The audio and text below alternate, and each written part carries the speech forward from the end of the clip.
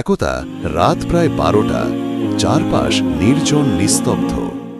এক যুবক বিছানায় শুয়ে তার নিজের ভুলগুলোর কথা ভাবতে ভাবতে ভয়ে কাঁপছিল। হঠাৎ মনে হলো কেউ যেন তার দুই পাশে দুই দিকেই দাঁড়িয়ে আছে। আসলে তারা দুইজন কিরামান কাতিবিন, আল্লাহর দুই মহান ফেরেশতা।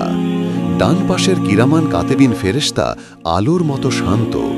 তিনি নরম হাসিতে যুবকের যত ছোট বড় ভালো কাজ, একটা আলহামদুলিল্লাহ, কারো প্রতি ছোট্ট দয়া সব লিখে নিচ্ছিলেন, এমনভাবে যেন তার আমলনামা আলোয় ভরে ওঠে।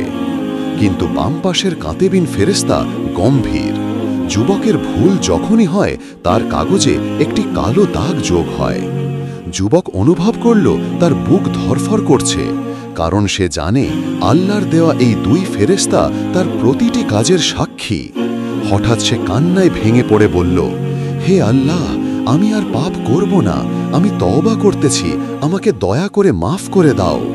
মুহূর্তেই বাম পাশের কিরামান কাতিবিন ফেরেশতার কলম থেমে যায়।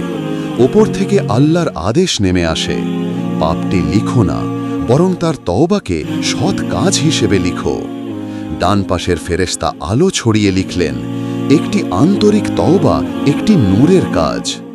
যুবক ঘুমিয়ে পড়ে হালকা মন নিয়ে, কিন্তু সে জানে না দুই কিরামান কাতিবিন ফেরেশতা তার মাথার ওপর দাঁড়িয়ে দোয়া করছে, হে আল্লাহ, এই বান্দাকে সোজা পথে ফিরিয়ে দাও।